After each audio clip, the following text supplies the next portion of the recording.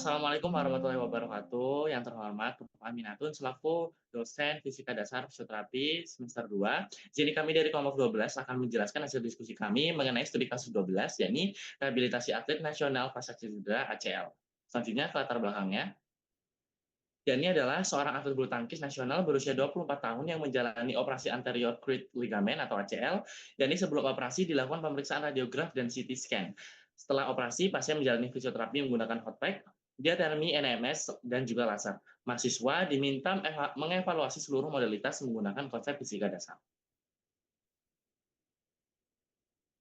Jadi Oke, di sini lanjut. pada soal pertama itu adalah hitung energi pemanasan jaringan, yaitu kita memakai rumus Hi sama dengan M kali C kali delta T. Ya, langsung kita masukkan 2,2 dikali 3.500 lalu dikali 5.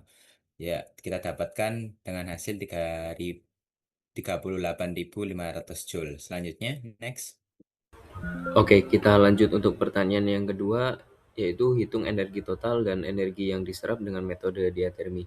Yang pertama, energi total dengan rumus tersebut kita mendapatkan energi sebesar 72.000 Joule dan energi yang diserap jaringan sebesar 27.360 Joule. Next. Di pertanyaan ketiga, yakni hitung seluruh alat interpretasi di fisioterapi, yakni hot pack. Yang pertama dihasilkan 38.500 joule, terus kemudian diatermi ada di energi totalnya 72.000 joule dan energi serapnya 27.360 joule. Untuk NMS ada di dayanya 1,5 watt, energinya di 2.250 joule, dan jumlah pulsnya ada 90.000 puls. Dan untuk laser, yakni energinya di 18 joule dan energi density-nya di 0,75 joule cm persegi dan frekuensinya ada di 37 kali 10 pangkat 14 Hz. Untuk interpretasi alat fisioterapinya, yakni hot pack adalah energi panas yakni berpindah melalui konduksi yang menyebabkan suhu jaringan superficial. Sedangkan diatermi adalah menghasilkan energi elektromagnetik dengan penetrasi yang lebih dalam. Nah, NMS sendiri energi listrik yang menstimulasi syaraf motorik, bukan menghasilkan panas dengan frekuensi 60 Hz. Sedangkan laser adalah laser 810 nm atau near infrared memiliki penetrasi jaringan yang lebih dalam untuk menunjukkan dosis cahaya yang diterima jaringan. Selanjutnya, Selanjutnya ke pertanyaan 4, yaitu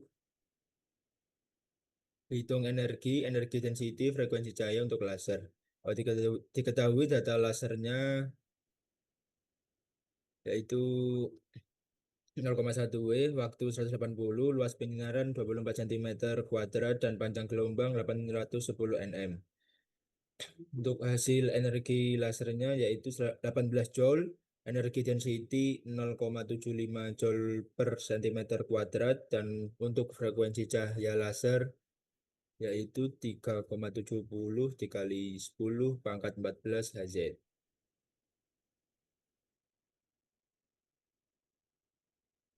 Oke, selanjutnya pertanyaan kelima yaitu hitung total dosis radiasi yang diterima dari pasien pemeriksaan radiologi. Dari soal yang diketahui itu dosis CT scan 6 mSv, dosis X-ray 0, mSv. Lalu di rumusnya yaitu di total di CT scan ditambah di X-ray sama dengan 6 mSv ditambah 0, mSv jadi 6,1 mSv. Jadi total dosis radiasi yang diterima pasien adalah 6,1 mSv. Next. di pertanyaan ke-6, yakni adalah mengapa diatermi tidak boleh langsung digunakan setelah operasi? Karena alasan utamanya adalah diatermi menghasilkan pemanasan jaringan yang lebih dalam. Nah, pada fase inflamasi akut, panas itu dapat menghasilkan meningkatkan vasodilatasi, kemudian meningkatkan edema, pendarahan, dan juga memperberat nyeri. Selain itu, graf ACL yang baru dipasang masih berada pada fase hemostasis dan inflamasi, sehingga membutuhkan kondisi penyembuhan yang lebih stabil. Selanjutnya.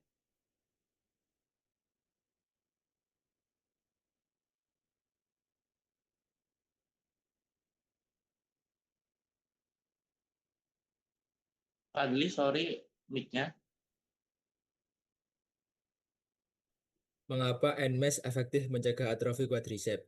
Karena NMES dapat menimbulkan kontraksi otot secara buatan melalui stimulasi saraf motorik, sehingga aktivitas otot tetap terjaga meskipun pasien mengalami keterbatasan gerak.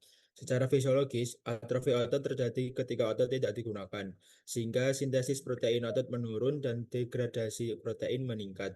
NMAS dapat membantu mempertahankan massa dan fungsi otot dengan beberapa mekanisme sebagai berikut.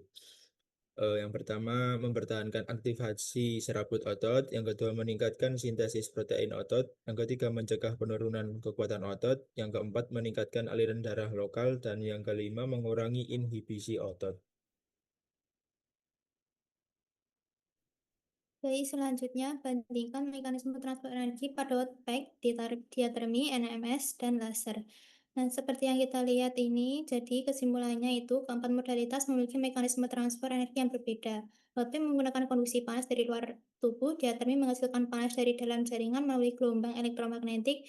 NMS menggunakan energi listrik untuk menimbulkan kontraksi otot, sedangkan laser memanfaatkan energi cahaya untuk merangsang proses biologis pada tingkat sel tanpa menghasilkan pemanasan yang signifikan.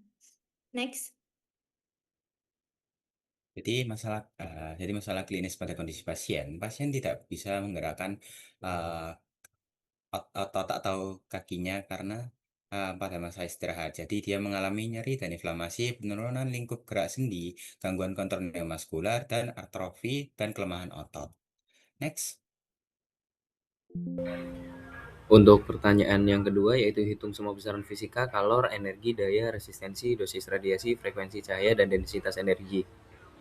Yang pertama kalor kita mendapatkan 38.500 Joule, yang kedua energi dan daya kita mendapatkan 72.000 Joule, dan yang ketiga resistensi kita mendapatkan 1666,67 ohm, dan dosis radiasi kita mendapatkan total dosis 6,1 milisievert.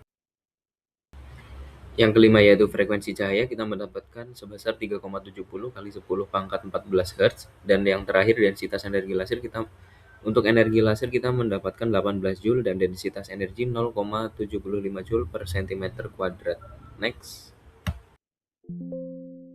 Oke, itu pertanyaan 3, interpretasikan hasil perhitungan dalam konteks fisioterapi. Lalu dari ACL ini digunakan untuk tujuan diagnosis, yaitu melihat kondisi struktur lutut sebelum tindakan operasi. Nah, bagi fisioterapi yang lebih penting adalah yaitu mengetahui kondisi jaringan dari tulang, gerak struktur dan sekitar lutut, menyesuaikan program rehabilitasi, dan memastikan latihan terapi yang diberikan dengan aman dan sesuai dengan fase penyembuhan. Next. Lalu radiologi berfungsi juga penunjang diagnosis, jadi secara keseluruhan pemilihan terapi harus disesuaikan dengan jenis energi dan fase penyembuhan agar efektif dan aman. Next. Selanjutnya, bandingkan karakteristik setiap modalitas dari segi mekanisme transfer energi, kedalaman penetrasi, dan target jaringan. Nah, bisa dilihat di sini ya teman-teman. Nah, jadi penggunaan setiap modalitas fisioterapi harus memperhatikan aspek keselamatan. Laser Nah, jadi setiap modalitas memiliki karakteristik berbeda sesuai tujuan terapi. Wattpik efektif untuk pemanasan superficial, diatermi untuk pemanasan jaringan dalam, NMS untuk stimulasi neuromuskular, dan laser untuk mempercepat proses penyembuhan melalui efek biologis pada tingkat sel. Next.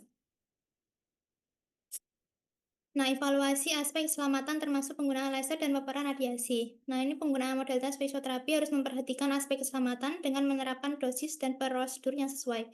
Pada laser terapi diperlukan penggunaan kacamata pelindung dan penghindaran penyinaran langsung ke mata. Nah, jadi kita mendapatkan paparan radiasi dari pemeriksaan radiologi yaitu 6,1 sehingga mengikuti prinsip Alara untuk meminimalkan paparan radiasi yang tidak diperlukan. Baik, sekian presentasi dari kami kelompok 12. Terima kasih. Mohon maaf jika ada kesalahan dalam pengucapan. Kami akhiri. Wassalamualaikum warahmatullahi wabarakatuh. Waalaikumsalam warahmatullahi wabarakatuh.